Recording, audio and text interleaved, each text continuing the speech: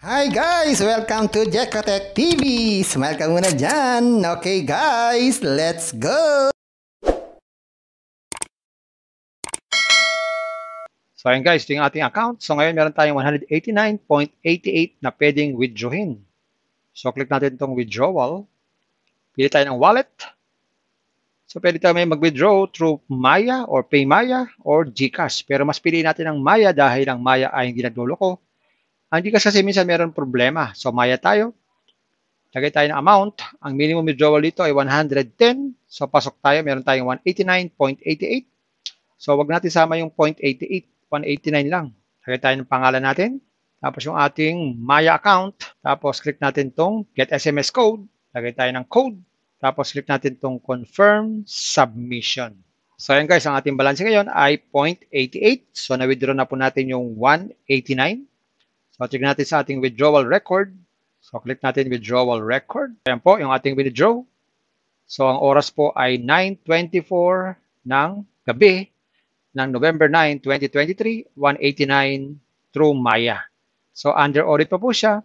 Pero yung 189 na yan ay babawasan pa ng 9%. So hindi yan buong buo. Yan po binabawas nila, 9%. So orasan natin yan guys kung ano oras darating para makwenta natin kung gaano kabilis o gaano katagal natin na-receive yung ating withdraw. Ayun guys, na-receive na natin yung ating withdraw. So pakita ko sa inyo yung na-receive ko sa PayMaya. So ito po yung na-receive ko, 171.99. November 9, 2023, 9:41 p.m. So balikan natin yung ating account sa ating application. Punta tayo sa withdrawal record. Ayan po, ito po yung ating withdrawal record. Nag-withdraw tayo.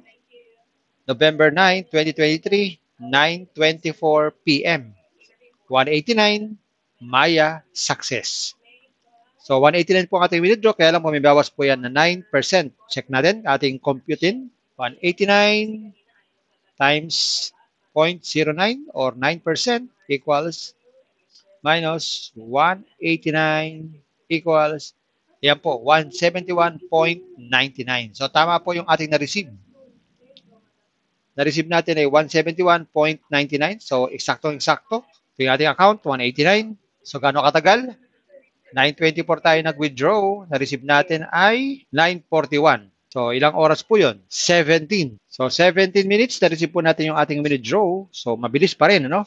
Kahit gabi na, nakakapag-withdraw pa rin po tayo. So, ibig sabihin, paying na paying pa rin po itong application na to. So, kung meron kayong 110, mag-withdraw na po kayo. Withdraw po ng withdraw. At sa mga gustong mag-join o magsuri, click lang po itong register now.